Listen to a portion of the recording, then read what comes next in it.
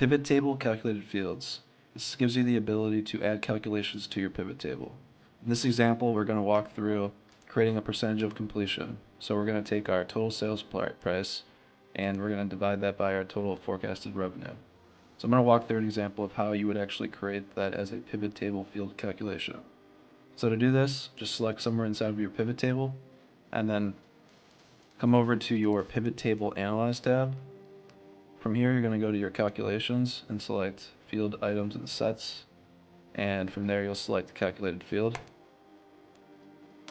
So once you have your calculated field box open, this is going to work just like a standard Excel formula. You'll have your formula bar right here and your field name. So we're going to plug in our field name, percentage of forecast complete. From here, we'll go down to our formula bar, and it's easy enough. We can actually just select our fields. So we'll select total sales price, plug in our divided by sign, and then select total forecasted revenue. One other suggestion I have here, if you have potentially some rows that will populate a 0 and you want to remove the division by 0 error, the NA error that you receive in pivot tables sometimes, just plug in if error, open parentheses, come to the end of your calculation and add a comma, 0, or whatever you want to return if errored. So we'll hit OK.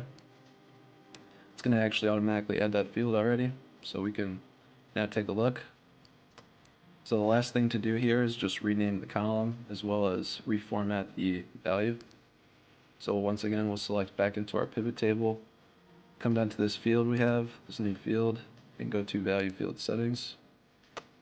From here, we can rename our value. So if you want to use the same name, you can remove this sum of or average of or max, whatever the aggregate you select.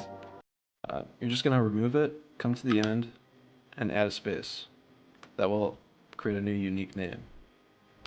I'm going to go back in there one more time, and we need to now go to number format.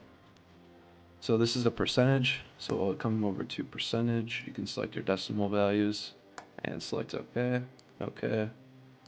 And now if we go back to our pivot, you'll notice it's nice and clean, and we have our percentages listed. So that's a quick example of how to use pivot table calculated fields. Thanks.